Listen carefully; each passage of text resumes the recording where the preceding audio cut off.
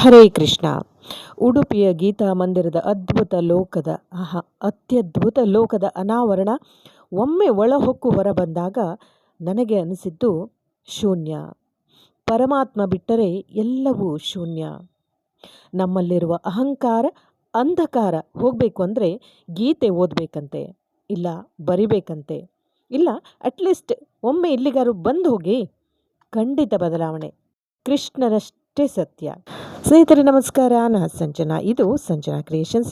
Friends, ನನ್ನ ಹಿಂದಿನ ವಿಡಿಯೋದಲ್ಲಿ ಗ್ರಾನೈಟ್ ಕಲ್ಲಿನಲ್ಲಿ ಗೀತಾ ಕೆತ್ತನೆ, ಸಂಸ್ಕೃತವೇ ಬರದ ವ್ಯಕ್ತಿಯಿಂದ ಸುಸಂಸ್ಕೃತವಾದ ಗೀತಾ ಕೆತ್ತನೆಯನ್ನು ನಾವು ಇಲ್ಲಿ ನೋಡಿದ್ವಿ. ಅದರ ಬಗ್ಗೆ ನಾವು ಆಚಾರ್ಯರೊಟ್ಟಿಗೆ ಮಾತಾಡಿದ್ವಿ. ನೀವು ವಿಡಿಯೋವನ್ನು ನೋಡಿದ್ದೀರಾ ಅಂದ್ಕೊಂಡಿದ್ದೀನಿ. ನೋಡಿಲ್ಲ ಹೇಳಾದರೆ ಪುನಃ ಪಾರ್ಟ್ 1 ನೋಡಿ. ಇನ್ನು ಮುಂದೆ ಇಲ್ಲಿ ಏನಿದೆ ಏನಿಲ್ಲ ಅನ್ನೋದನ್ನು ಆಚಾರ್ಯರನ್ನೇ ಕೇಳೋಣ. ಮಾತ್ರ ಈ ವಿಡಿಯೋ ಕೂಡ ಎಲ್ಲೂ ಮಿಸ್ ಮಾಡಬೇಡಿ, ಅಷ್ಟು ಚೆನ್ನಾಗಿದೆ ಇದು. ಪಾರ್ಟ್ 2 ವಿಶ್ವರೂಪ ದರ್ಶನ ಹಿಡಿದು, ಹಾಗೆ ವಿಡಿಯೋದ ಕೊನೆಯಲ್ಲಿ ಒಂದು ವಿಶೇಷ ಮಾಹಿತಿ ಕೂಡ ಇದೆ. ಇನ್ನು ಯಾರು ನನ್ನ ವಿಡಿಯೋವನ್ನು ಸಬ್ಸ್ಕ್ರೈಬ್ ಮಾಡದೆ ನೋಡ್ತಾ ಇದ್ದೀರಾ, ದಯವಿಟ್ಟು ಸಬ್ಸ್ಕ್ರೈಬ್ ಮಾಡಿಕೊಂಡು ನೋಡಿ. ಹಾಗೆ ಕೊನೆಯಲ್ಲಿ ನಿಮಗೆ ಇಷ್ಟ ಆದ್ರೆ ಲೈಕ್ ಮಾಡಿ ಅಂತ ಹೇಳ್ತಾ, ಹಾಗೆ ಆ ಕೃಷ್ಣನ ಕೃಪೆಗೆ ಪಾತ್ರರಾಗಿ ಅಂತ ಹೇಳ್ತಾ, ಬನ್ನಿ ನಾವು ರಮಣ ಆಚಾರ್ಯರಲ್ಲಿ ಮುಂದಿನ ವಿಷಯವನ್ನ ಕೇಳೋಣ. ರಮಣ ಆಚಾರ್ಯರಿಗೆ ಮತ್ತೊಮ್ಮೆ ನಮಸ್ಕಾರ. ಆಚಾರ್ಯರೇ, ಈಗ ಮುಂದಿನ ವಿಭಾಗದಲ್ಲಿ ಅಂದರೆ ಮೇಲಿನ ಮಹಡಿಗಳ ಬಗ್ಗೆ ಒಂದಿಷ್ಟು ಮಾಹಿತಿಯನ್ನ ತಿಳಿಸಿಕೊಡ್ತೀರಾ ಅಂತ ಕೇಳಿದಾಗ, ಇಡೀ ಗೀತಾ ಮಂದಿರವನ್ನು 6 ಮಹಡಿಗಳವರೆಗೆ ವಿಸ್ತರಿಸಿದ್ದಾರೆ. ಅವಕಾಶ ಇದ್ರೆ ಸೈಡಿಗೆ, ಹಿಂದಕ್ಕೆ, ಮುಂದಕ್ಕೆ ಕೂಡ ವಿಸ್ತರಿಸ್ತಾ ಇದ್ರೆ ಅನ್ನೋ ಪೂಜ್ಯ ಶ್ರೀಪಾದರು ಅಲ್ಲಿ ಅವಕಾಶಗಳಿಲ್ಲದಿರುವುದರಿಂದ ಎತ್ತರಕ್ಕೆ 6ನೇ ಮಹಡಿಯವರೆಗೆ ಈ ಗೀತಾ ಮಂದಿರದ ವ್ಯಾಪ್ತಿ ಹರಡಿದೆ. ಬನ್ನಿ ಒಂದೊಂದಾಗಿ ನೋಡ್ತಾ ಹೋಗೋಣ. ಈಗ 2ನೇ ಮಹಡಿಗೆ ಹೋಗ್ತಾ ಇದ್ವಿ. ಆಚಾರ್ಯ, ಇಲ್ಲಿ ಕೈಮಗ್ಗದ ಇದು ಕೂಡ ನಾವು ಕಾಣ್ತಾ ಇದ್ವಿ. ಇದು ಏನು ಇದರಲ್ಲಿ?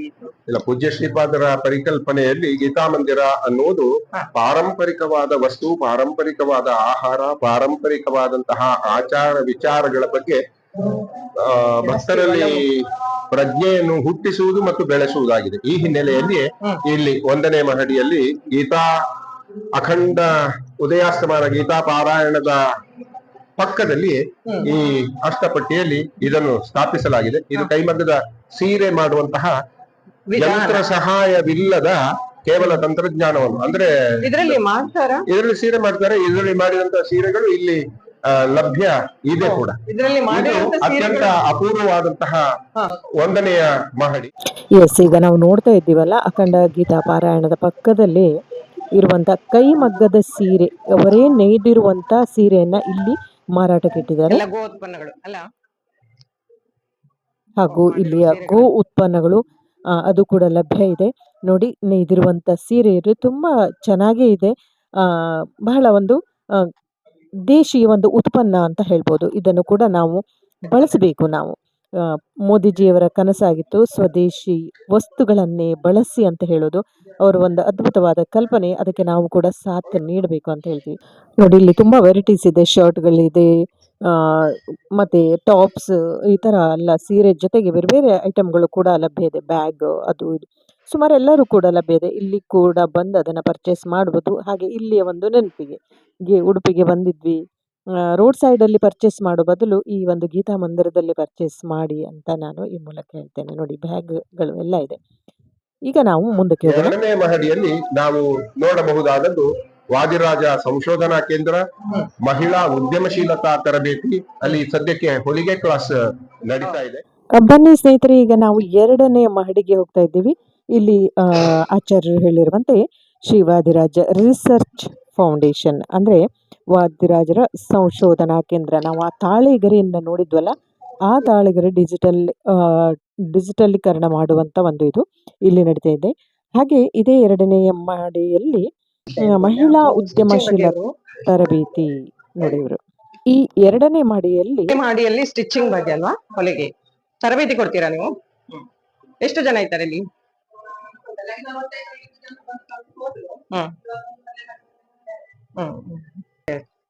ಇದಕ್ಕೆಲ್ಲ ಚಾರ್ಜ್ ಏನಾದ್ರು ಉಂಟಾ ಅಥವಾ ಫ್ರೀ ಆಗಿ ಕಲ್ತು? ಫ್ರೀ ಆಗಿ ಈ ಗೀತಾ ಮಂದಿರದ 2ನೇ ಮಹಡಿಯಲ್ಲಿ ಹೆಣ್ಮಕ್ಳಿಗೆ ಜೀವನಕ್ಕೆ ಬೇಕಾಗುವಂತ ಸ್ಟಿಚಿಂಗ್, ಹೊಲಿಗೆ ತರಬೇತಿಗಳನ್ನು ಕೂಡ ಅವರು ಇಲ್ಲಿ ಕಲಿಸ್ತಾ ಇದ್ದಾರೆ. ನೋಡಿ, ಇಲ್ಲಿ ನಾವೊಬ್ಬ ಅವರು ಕಲಿತು ಅವ್ರ ಜೀವನವನ್ನು ರೂಪಿಸಿಕೊಳ್ಳುವಂತ ಒಂದು ಅವಕಾಶ ಇಲ್ಲಿ ಇದೆ. ಮೂರನೇ ಮಹಡಿಯಲ್ಲಿ ಅತ್ಯಂತ ಅಪೂರ್ವವಾದಂತಹ ವಿಶ್ವರೂಪ ದರ್ಶನ, ಕೃಷ್ಣನ ಬಗೆಗಿನ 6 ನಿಮಿಷಗಳ ವಿಶ್ವರೂಪ ದರ್ಶನದ ಹಿನ್ನೆಲೆ ಉಳ್ಳಂತಹ ಪ್ಲಾನಿಟೋರಿಯಂ ಚಲನಚಿತ್ರ ಪ್ರದರ್ಶನ, ಅತ್ಯಾಧುನಿಕವಾದಂತಹ ತಂತ್ರಜ್ಞಾನವನ್ನು ಬಳಸಿ. ಈಗ ನಾವು 3ನೇ ಮಹಡಿಗೆ ಬಂದಾಗ ಅಲ್ಲಿ ಕಂಡಿದ್ದು ಕೃಷ್ಣನ ವಿಶ್ವರೂಪ ದರ್ಶನ. ಕೃಷ್ಣನ ಬಗೆಗಿನ 6 ನಿಮಿಷಗಳ ಪ್ಲಾನಿಟೋರಿಯಂ ಚಲನಚಿತ್ರ ಅತ್ಯಾಧುನಿಕ ತಂತ್ರಜ್ಞಾನವನ್ನ ಬಳಸಿ ಮಾಡಿದ್ದಾರೆ. ನಿಜವಾಗ್ಲೂ ನೋಡಿದಾಗ ಮತ್ತು ನೋಡಬೇಕು, ಇನ್ನಷ್ಟು ನೋಡಬೇಕು ಅನ್ಸುತ್ತೆ. ಯಾಕೆ ಕೃಷ್ಣಾವತಾರದಲ್ಲಿ ಕೃಷ್ಣ ಏನೆಲ್ಲ ಮಾಡಿದ, ತಾಯಿಗೆ ಬಾಯಲ್ಲಿ ಬ್ರಹ್ಮಾಂಡವನ್ನ ತೋರಿಸಿದಂದ ಹಿಡಿದು ಪ್ರತಿಯೊಂದು ವಿಶ್ವರೂಪ ದರ್ಶನ ರಾಕ್ಷಸರನ್ನ ಕೊಂದರವರೆಗೂ ನಾವು ಅದನ್ನು ಎಲ್ಲವನ್ನ ನೋಡ್ತೇವೆ. ಕೊನೆಯ ಹಂತದವರೆಗೂ ಕೃಷ್ಣನ ಹೇಗೆ ಹೋದ ಅಂತೇಳಿ ಬನ್ನಿ ನಾವು ಅದನ್ನ ನೋಡೋಣ. ನಿಜವಾಗ್ಲೂ ಪುತ್ತಿಗೆ ಶ್ರೀಗಳ ಒಂದು ಪರಿಕಲ್ಪನೆ ಇದೆಯಲ್ಲ, ನಿಜವಾಗ್ಲೂ ಭಕ್ತಿಗೆ ಮೆಚ್ಚಲೇಬೇಕು. ಅದ್ಭುತವಾದ, ಪ್ರತಿಯೊಬ್ಬರು ನೋಡ್ಲೇಬೇಕಾಗಿಂತ ಒಂದು.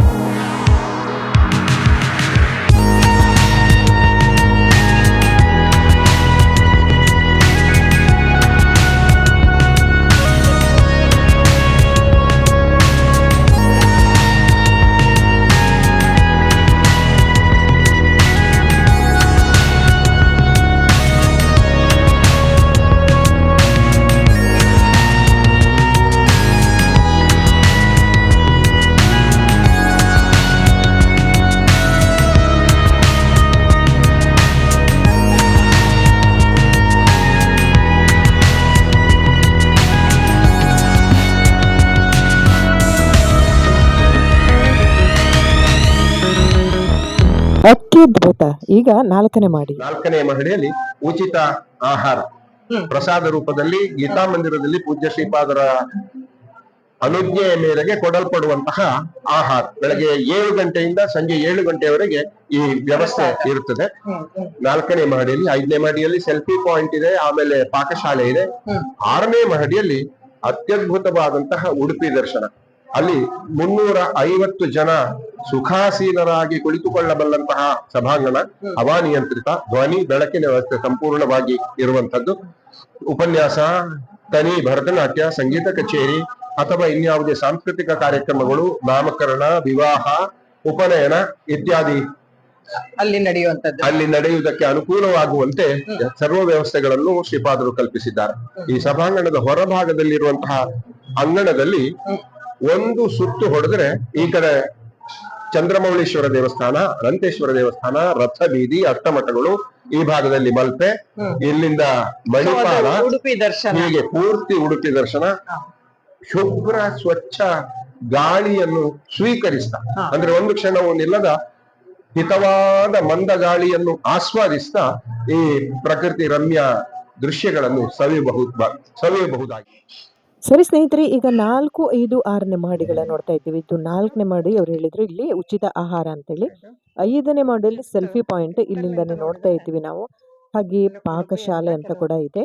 ಸೊ ಅದ್ರ ಬಗ್ಗೆ ಹೆಚ್ಚೇನು ನಾವು ನೋಡಿಲ್ಲ. ಮುಂದೆ ಮೇಲಿನ ಮಹಡಿ 6ನೇ ಮಹಡಿಯಲ್ಲಿ ಇರುವಂತದ್ದೇ ನೋಡಿ. ಇದು 6ನೇ ಮಹಡಿ ಮೇಲೆ ಹೋಗೋಣ ಬನ್ನಿ. ಅಲ್ಲಿ ಇದು ಕೊನೆಯ ಹಾಗೂ 6ನೇ ಮಹಡಿ.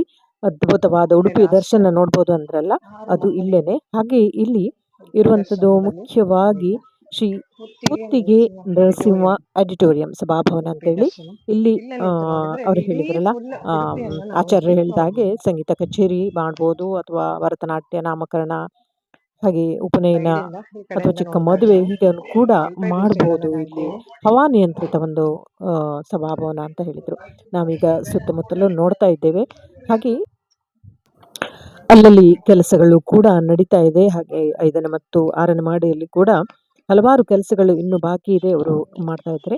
ನೋಡಿ, ಇಲ್ಲಿ ಬೇರೆ ನಿಂತು ಬೇರೆ ನೋಡಿದಾಗ ವ್ಯೂ ಪಾಯಿಂಟ್ಗಳಿಂದ ನಾವು ಇಲ್ಲಿ ನೋಡ್ಬೋದು. ಕೆಲವು ನೋಡಿ, ಈ ಕಡೆ ರಥ ಪಾರ್ಕಿಂಗ್ ಬಂದಾಗ ಅನ್ನ ಈ ಕಡೆ ನೋಡ್ತೀವಿ. ಹಾಗೆ ಶ್ರೀದಕ್ಷಿಣ ರಾಜಾಂಗಣ, ಚಂದ್ರಮೌಳೇಶ್ವರ ನೋಡಿ, ಇಲ್ಲಿ ದೇವಸ್ಥಾನ, ರಾಜಾಂಗಣ ನಿಂತು ಹಾಗೆ ನೋಡ್ದಾಗ ಅನಂತೇಶ್ವರ, ಇದು ಫುಲ್ಲಿ ನೋಡಿ ಎಂಟ್ರಾನ್ಸ್, ಕವರ್ ಆಗ್ತಾ ಇದೆ. ದೇವಸ್ಥಾನದ entrance, car parking area, Ananteshwara ದೇವಸ್ಥಾನ, ಕೃಷ್ಣ ಮಠ ರಥ ಎಂಟ್ರನ್ಸ್ ಇದೆ. ಬೀದಿ, ಹಾಗೆ ಅಷ್ಟಮಠಗಳನ್ನು ಕೂಡ ನಾವು ನೋಡ್ತಾ ಇದ್ದೀವಿ. ಹಾಗೆ ದೂರದಲ್ಲಿ ನೋಡ್ತಾ ಇದ್ವಿ Vidyodaya school, easy Malpe beach, ಎಲ್ಲವನ್ನ ನಾವು ಸುತ್ತಮುತ್ತಲು ನೋಡ್ತಾ ಇದ್ದೀವಿ. ಬಹಳ ಸುಂದರವಾದ ಒಂದು ಸ್ಥಳ ಅಂತ ಹೇಳ್ಬೋದು, ಯಾಕಂದ್ರೆ ತಂಪಾದ ಗಾಳಿ ಬೀಸ್ತಾ ಇರುತ್ತೆ. ಸುತ್ತಮುತ್ತಲು ನಾವು ಕಂಪ್ಲೀಟ್ ಆಗಿ ಉಡುಪಿಯಲ್ಲಿ ಏನೇನಿದೆ ಎಲ್ಲವನ್ನ ನೋಡ್ಬೋದು ಸ್ನೇಹಿತರೆ. ಇಲ್ಲಿ ಹೇಳಿದ್ನಲ್ಲ, ಎಂಟ್ರಾನ್ಸ್ ಇಂದ ಹಿಡಿದು ನೋಡಿ, ಇಲ್ಲಿ ಪಾರ್ಕಿಂಗ್ ಇಲ್ಲಿಂದ ನೋಡಿದಾಗ ಕೂಡ ನಮ್ಮ ಕಡೆ ಎಲ್ಲಿ ಪಾರ್ಕಿಂಗ್ ಪ್ಲೇಸ್ ನೋಡಿದ್ರೆ ಇಲ್ಲಿ ಕೂಡ ಇಷ್ಟು ದೊಡ್ಡ ಏರಿಯಾ ಅಂತ ಹೇಳಿ ಫುಲ್ ಈ ಕಡೆಯಿಂದ ನೋಡ್ತೀವಿ. ಅಷ್ಟೇ ಅಲ್ಲ, ಈಗ ಮೇಲೆ ಫ್ಲೈವುಡ್ ಅನ್ಸುತ್ತೆ, ಇದು ಮೇಲ್ಛಾವಣಿಯನ್ನು ಕೂಡ ನಾವು ಇಲ್ಲಿ ನೋಡ್ತಾ ಇದ್ದೀವಿ. ಹಾಗೆ ಮುಂದೆ ಬಂದ್ರೆ ಇಲ್ಲಿ ಮತ್ತೊಂದು ವಿಶೇಷವಾದ ವಿಷಯವನ್ನ ನಿಮಗೆ ತಿಳಿಸಿ ಹೇಳಲೇಬೇಕು ಸ್ನೇಹಿತರೆ. ಇಡೀ ಕೃಷ್ಣ ಮಠಕ್ಕೆ ಕರೆಂಟ್ ಅಂದ್ರೆ ಎಲೆಕ್ಟ್ರಿಸಿಟಿ ಹೇಗೆ ಸಪ್ಲೈ ಆಗುತ್ತೆ ಅನ್ನೋದು ಕೂಡ ನಾನು ಇಲ್ಲಿ ನಿಮಗೆ ವಿಶೇಷವಾಗಿದೆ, ಮೋಸ್ಟ್ಲಿ ಯಾರು ಹೇಳಿರ್ಲಿಕ್ಕಿಲ್ಲ, ಗೊತ್ತಿರ್ಲಿಕ್ಕಿಲ್ಲ. ನೋಡಿ, ಈ ಒಂದು ಇದು ಕರೆಂಟಿನ ವ್ಯವಸ್ಥೆ ಅಂದ್ರೆ ಸೋಲಾರ್ ಥ್ರೂ ಅವರಿಗೆ ಕರೆಂಟಿನ ವ್ಯವಸ್ಥೆ ನೋಡುವಂತದ್ದು ಇಲ್ಲಿ ನಮಗೆ ಕಂಪ್ಲೀಟ್ ಆಗಿ ಕಾಣ್ತಾ ಇದೆ. ನೋಡಿ, ಸೋಲಾರ್ ಇದು ಇಡೀ ಕೃಷ್ಣ ಮಠಕ್ಕೆ ಎಷ್ಟು ವಿದ್ಯುತ್ ಬೇಕಾ ಅದೆಲ್ಲವನ್ನ ಈ ಸೋಲಾರ್ ಇಂದ ಸಪ್ಲೈ ಆಗುವಂತದ್ದು.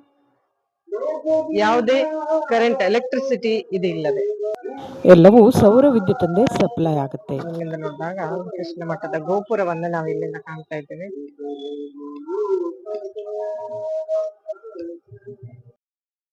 ನಿಜವಾಗಿಯೂ ಎಷ್ಟು ಕರೆಂಟ್ ಅನ್ನ ಅಂದ್ರೆ ಎಲೆಕ್ಟ್ರಿಸಿಟಿಯನ್ನ ಉಳಿತಾಯ ಮಾಡ್ತಾ ಇದ್ದಾರೆ ಕೃಷ್ಣ ಮಠದವರು ಅಂತ ಹೇಳಿದ್ರೆ ನಿಜವಾಗ್ಲೂ ಒಂದು ಒಳ್ಳೆ ವಿಷಯ ಸ್ನೇಹಿತರೆ ಇದು. ಹಾಗೆ ಇಲ್ಲಿ ಮೇಲೆ ನಿಂತು ನೋಡಿದಾಗ 2 ರಥಗಳನ್ನ ನಾವು ಕಾಣ್ತೇವೆ. ಇಲ್ಲಿ ಬಹಳ ದೊಡ್ಡ ರಥ. ಇಲ್ಲಿ ಇನ್ನೊಂದು ರಥೋತ್ಸವದ ವಿಷಯ ನಾನು ನಿಮಗೆ ಹೇಳಲೇಬೇಕು. ನೋಡಿ ನೋಡಿ, ಕಾಣ್ತಾ ಇದೆ ಅಲ್ಲ, ಇದು ದೂರದಿಂದ. ಬಟ್ ಈ ಒಂದು ರಥೋತ್ಸವ ಅಂದ್ರೆ ಇಲ್ಲಿ ಪ್ರತಿದಿನ ರಥೋತ್ಸವ ನಡೆಯುತ್ತೆ ಸ್ನೇಹಿತರೆ, ಉಡುಪಿಯಲ್ಲಿ ಮಾತ್ರ. ಜಗತ್ತಿನ ಯಾವ ದೇವಸ್ಥಾನದಲ್ಲೂ ಕೂಡ ದಿನ ನಡೆಯೋಲ್ಲ, ಒಮ್ಮೆ ವರ್ಷಕ್ಕೆ ಒಮ್ಮೆ ಅಥವಾ 2 ಸಲ ನಡಿಬೋದು. ಆದ್ರೆ ಇಲ್ಲಿ ಪ್ರತಿದಿನ ರಥೋತ್ಸವ ನಡೆಯುತ್ತೆ. ಇದು ರಾಜಾಂಗಣ. ನಾವು ಇಲ್ಲಿ 5th ಫ್ಲೋರ್ ಇಂದ ನೋಡ್ತಾ ಇರುವಂತದ್ದು. ಎಸ್ ಸ್ನೇಹಿತರೆ, ನೋಡಿ, ನಾವೀಗ ಎಂಟ್ರಾನ್ಸ್ ಅಂದ್ರೆ ರಾಜಾಂಗಣ. ಹಾಗೆ ಹೋದ್ರೆ ಅನ್ನಬ್ರಹ್ಮನ. ಎಸ್, ಕೊನೆಯದಾಗಿ ಆಚಾರ್ಯರು ಏನ್ ಹೇಳ್ತಾರೆ ಕೇಳೋಣ. ಸೊ ಇಲ್ಲಿ ವಿಶ್ವರೂಪ ದರ್ಶನ ಅಂತ ಹೇಳಿದ್ರಿ, ಅದು ಯಾವಾಗ ಈ ಒಂದು ಪರ್ಯಾಯದಲ್ಲಿ ಆಗಿದ್ದ ಯಾವಾಗ? ಇವಾಗ ಈ ಪರ್ಯಾಯದಲ್ಲಿ ಪೂಜ್ಯ ಶ್ರೀಪಾದರ ನಿರ್ದೇಶನದಂತೆ ರೂಪುಗೊಂಡಿರುವಂತದ್ದು ಅಪೂರ್ವವಾದದ್ದು. ನೀವು ನೋಡಬೇಕು ಮತ್ತು ನಿಮ್ಮವರು ಬಂದು ನೋಡಬೇಕು. ಈ ವಾಹಿನಿಯ ಮೂಲಕ ಶ್ರೀ ಕೃಷ್ಣ ಮಠದ ಪರವಾಗಿ, ಪರ್ಯಾಯ ಶ್ರೀ ಕುತ್ತಿಗೆ ಮಠದ ಪರವಾಗಿ, ಗೀತಾ ಮಂದಿರದ ಸರ್ವರ ಪರವಾಗಿ ನಿಮ್ಮಲ್ಲಿ ವಿನಂತಿ ಮಾಡ್ತೇನೆ. ನಿಮಗೆ ವಿಶೇಷವಾದ ಧನ್ಯವಾದಗಳನ್ನು ಸಮರ್ಪಿಸ್ತೇನೆ.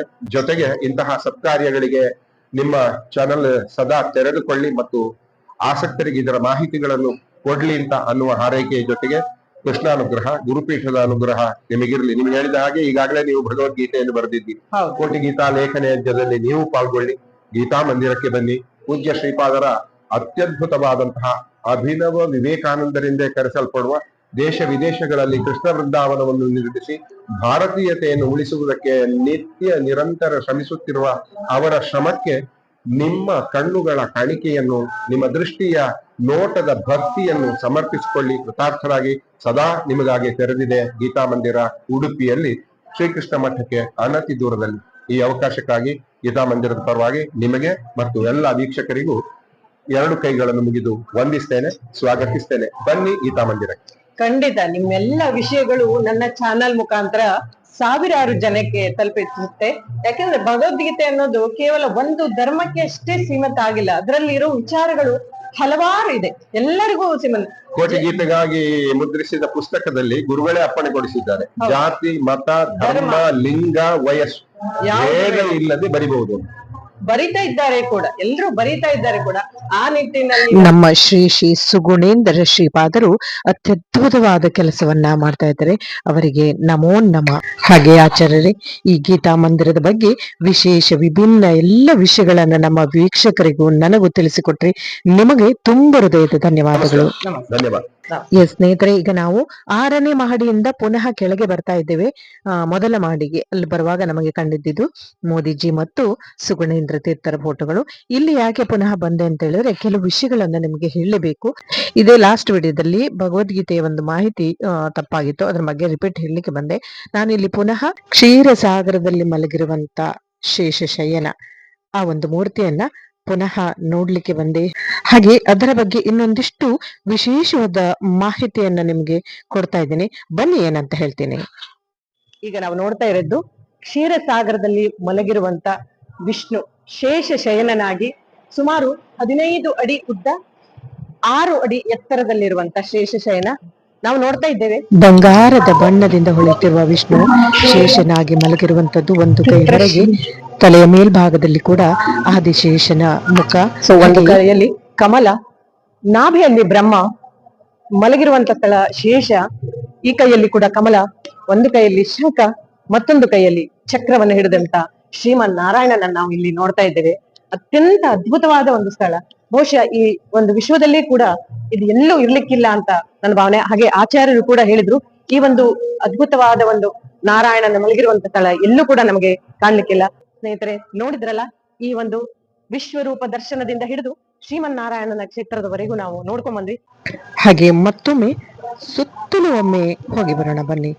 ವಿಷ್ಣುವನ್ನ 3 ಸುತ್ತು ಹಾಕಿದಾಗ ನನಗೆ ಕಂಡಿದ್ದು ಮಾತ್ರ ಅದ್ಭುತವಾದ, ನಿಜವಾಗ್ಲೂ ಬಹಳ ಸಂತೋಷ ಆಗುತ್ತೆ ಸ್ನೇಹಿತರೆ. ಈ ಒಂದು ಸ್ಥಳ, ಈ ಒಂದು ಮೂರ್ತಿಯನ್ನು ನೋಡಿದಾಗ ಆತ್ಮ ಸಂತೃಪ್ತಿ ಅಂತ ಹೇಳ್ತೀವಲ್ಲ, ಬಹಳ ಸಂತೋಷ ಆಗುತ್ತೆ ಸ್ನೇಹಿತರೆ. ನೀವು ಬನ್ನಿ ನಿಮ್ಮವರೊಂದಿಗೆ. ಎಷ್ಟೋ ಜನ ಹತ್ತಿರದಲ್ಲಿದ್ದವರು ಕೂಡ ಗೊತ್ತಿರೋದಿಲ್ಲ, ಇದು ಈ ಒಂದು ಪರ್ಯಾಯದಲ್ಲೇ ಆಗಿರುವಂತದ್ದು ಕೊನೆಯಲ್ಲಿ. ಹಾಗೆ ಸ್ನೇಹಿತರೆ, ಎಲ್ಲರೂ ನೋಡಿದ್ದೀರಿ ಅಂತ ಭಾವಿಸ್ತಾ ಮತ್ತೊಮ್ಮೆ ನೀವು ಉಡುಪಿಗೆ ಬಂದಾಗ ಅಥವಾ ಉಡುಪಿಗಾಗಿ ಕೃಷ್ಣನನ್ನ ನೋಡ್ಲಿಕ್ಕೆ, ಗೀತಾ ಮಂದಿರವನ್ನ ನೋಡ್ಲಿಕ್ಕೆ ನೀವು ಖಂಡಿತ ಪ್ರತಿ ಹಿಂದೂ ಕೂಡ ನೋಡಲೇಬೇಕಾಗಿರಂತ ಒಂದು ಸ್ಥಳ. ಥ್ಯಾಂಕ್ ಯು, ಧನ್ಯವಾದ. ಮತ್ತೊಮ್ಮೆ ನಿಮ್ಮೊಂದಿಗೆ ನಾರಾಯಣ. ಅದೇನೋ ಕಾಕ ತಡೆ ಹೋಗುತ್ತಿಲ್ಲ. ನಾವು ಎಲ್ಲವನ್ನ ನೋಡಿ 6ನೇ ಮಹಡಿಯಿಂದ ಪುನಃ ಕೆಳಕ್ಕೆ ಬಂದಾಗ ಇಲ್ಲಿ ಪಾರಾಯಣ, ಗೀತಾ ಪಾರಾಯಣ ಮಾಡೋರು ಕೂಡ ಕೊನೆಯ ಹಂತಕ್ಕೆ ಬಂದಿದ್ರು, ಅಂದ್ರೆ ಮಂಗಲ ಗೀತೆಯನ್ನ ಹಾಡ್ತಾ ಇದ್ರು. ಸ್ನೇಹಿತರೆ, ಈ ಒಂದು ಗೀತಾ ಪಾರಾಯಣ ದಿನದ 4 ಬ್ಯಾಚ್ಗಳನ್ನು ನಡೆಯುತ್ತೆ. ಬೆಳಿಗ್ಗೆ 7ರಿಂದ 10, 10ರಿಂದ 1, 1ರಿಂದ 4, 4ರಿಂದ 7ರವರೆಗೆ. ಇದು ಪರ್ಯಾಯದ 2 ವರ್ಷಗಳು ನಿರಂತರವಾಗಿ ನಡೆದಿದ್ದು ಮುಂದಿನ 2 ವರ್ಷಗಳವರೆಗೆ ಕೂಡ ನಡೆಯುತ್ತೆ. ಹಾಗೆ ಇದನ್ನ ಮೊದಲೇ ಬುಕ್ ಮಾಡಿರ್ಬೇಕು.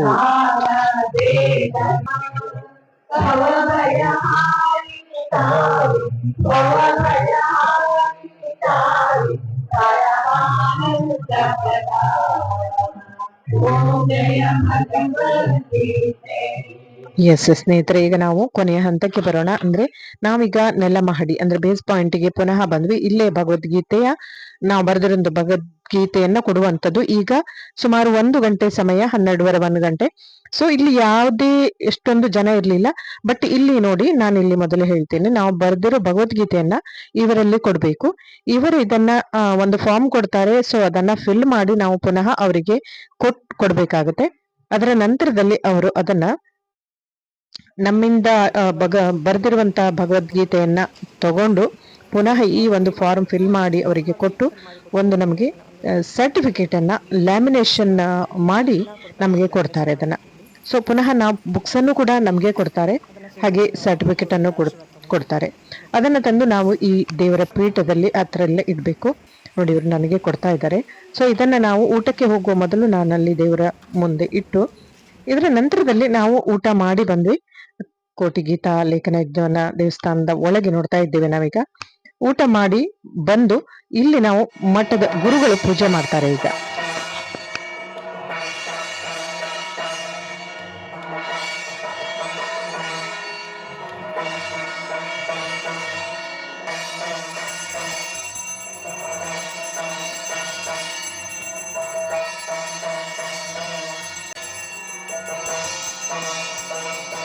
ಈಗಿನ ಪುತ್ತಿಗೆ ಮಠದ ಜೂನಿಯರ್ ಗುರುಗಳು ಸುಗುಣೇಂದ್ರ ತೀರ್ಥರ ಶಿಷ್ಯರಾದ ಇವರು ಪೂಜೆಯನ್ನ ಮಾಡಿ ಪ್ರಸಾದವನ್ನ ನಮ್ಗೆ ಕೊಡ್ತಾರೆ. ಹಾಗೆ ಎಲ್ಲರಿಗೂ ಕೂಡ ಸರ್ಟಿಫಿಕೇಟ್ ಅನ್ನ ಅವರ ಕೈಯಿಂದನೇ ಕೊಡುವಂತ ಒಂದು ಕ್ರಮ ಬಹಳ ಅದ್ಭುತವಾಗಿದೆ. ನಿಜವಾಗ್ಲೂ ಸುಗುಣೇಂದ್ರ ತೀರ್ಥರೇ ಬರ್ತಾರೆ, ಬಟ್ ಆ ದಿವಸ ನಮಗೆ ಅವರು ಬರ್ಲಿಕ್ಕೆ ಆಗ್ಲಿಲ್ಲ, ಮೀಟಿಂಗ್ ಏನೋ ಇತ್ತಂತೆ, ಹಾಗಾಗಿ ನಮ್ಗೆ ಸಿಗ್ಲಿಲ್ಲ. ನೋಡಿ, ಇವರೆಲ್ಲರೂ ಬುಕ್ಸ್ ಅನ್ನ ಬರೆದವರು ಎಲ್ಲರೂ ಕೊಡ್ಲಿಕ್ಕೆ ಬಂದಿದ್ದಾರೆ. ಪ್ರತಿದಿನ ಮಧ್ಯಾಹ್ನ ಇದೇ ಕಾರ್ಯಕ್ರಮ ಇರುತ್ತೆ ಸ್ನೇಹಿತರೆ. ಅದು ಎಷ್ಟೇ ಹೊತ್ತಾಗ್ಲಿ ಗುರುಗಳು ಆ ಕೆಲಸವನ್ನು ಮಾಡಿಯೇ ಅಂದ್ರೆ ಎಲ್ಲರಿಗೂ ತಮ್ಮ ಕೈಯಾರೆ ಕೊಟ್ಟು ಹೋಗ್ತಾರಂತೆ.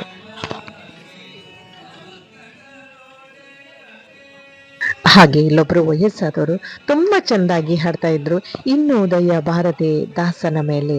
ಅದೆಷ್ಟು ಚೆಂದ, ಬನ್ನಿ ಕೇಳುವ.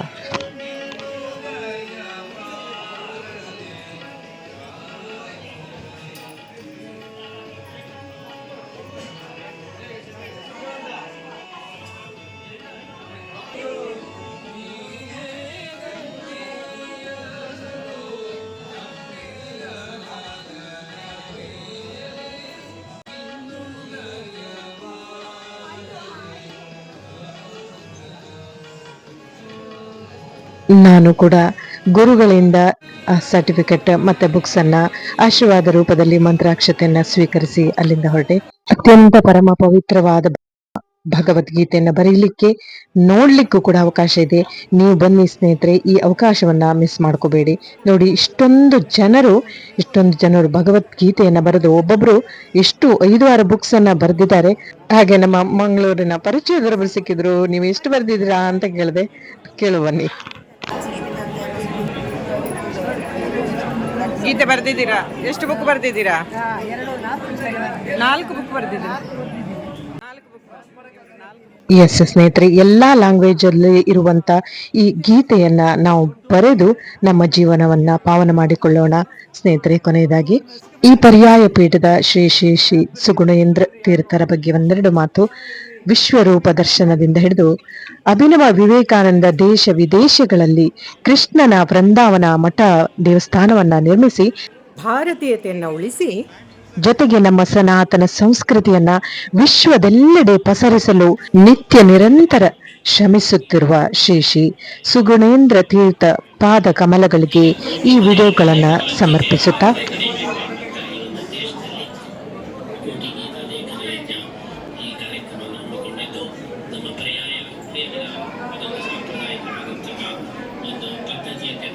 ಹೌದು, ಅಲ್ಲಿ ಹೇಳ್ತಾ ಇರುವುದು ಕೋಟಿ ಗೀತಾ ಲೇಖನ ಯಜ್ಞದ ಬಗ್ಗೆ. ಸ್ನೇಹಿತರೆ, ಕೊನೆಯದಾಗಿ ಈ ವಿಡಿಯೋ ಮಾಡಲು ನನಗೆ ಅವಕಾಶ ಮಾಡಿಕೊಟ್ಟ ಶ್ರೀ ರಮಣಾಚಾರ್ಯಗೆ ವಿಶೇಷ ಅಭಿನಂದನೆಗಳನ್ನು ಹೇಳ್ತಾ, ಎಷ್ಟು ಜನಕ್ಕೆ ಇಲ್ಲಿ ಗೀತಾ ಮಂದಿರ ಇದೆ ಅನ್ನೋದು ಗೊತ್ತಿಲ್ಲ, ಇದ್ರೂ ಒಳಗೆ ಹೋಗಿರೋದಿಲ್ಲ, ಒಳಗೆ ಹೋದ್ರೂ ಇಷ್ಟು ವಿಷಯಗಳು ಖಂಡಿತ ಗೊತ್ತಿರೋದಿಲ್ಲ. ಯಾರು ಬರ್ದಿತ್ತು, ಏನ್ ಮಾಡಿದ್ದು, ಕಲ್ಲಿನಲ್ಲಿ ಕೆತ್ತಿದ ವಿಷಯ ಇರ್ಲಿ. ಈಗ ಈ ವಿಡಿಯೋವನ್ನ ನಾನು ಅಪ್ಲೋಡ್ ಮಾಡಿದ್ಮೇಲೆ ಕೂಡ ನೀವು ಖಂಡಿತ ಉಡುಪಿಗೆ ಕೃಷ್ಣನ ದರ್ಶನ ಜೊತೆಗೆ ಗೀತಾ ಮಂದಿರಕ್ಕೂ ಬಂದು ಹೋಗಿ ಅಂತ ಹೇಳ್ತಾ, ಈ ವಿಡಿಯೋ ಇಷ್ಟ ಆದ್ರೆ ಒಂದು ಲೈಕ್ ಮಾಡಿ, ಶೇರ್ ಮಾಡಿ, ಎಲ್ಲರಿಗೂ ಹೋಗ್ಲಿ, ತಲುಪಲಿ. ಹಾಗೆ ಸಬ್ಸ್ಕ್ರೈಬ್ ಮಾಡಿ ಅಂತ ಹೇಳ್ತಾ ಮುಂದಿನ ವಿಡಿಯೋದಲ್ಲಿ ಮತ್ತೊಂದು ವಿಶೇಷವಾದ ವಿಷಯದೊಂದಿಗೆ ಬರ್ತೇನೆ. ಅಲ್ಲಿವರೆಗೂ ಎಂದಿನಂತೆ ಹ್ಯಾಪಿ ಆಗಿರಿ ಅಂಡ್ ಹೆಲ್ದಿ ಆಗಿರಿ. ಮತ್ತೆ ಹೇಳಿ, ಹರೇ ಕೃಷ್ಣ.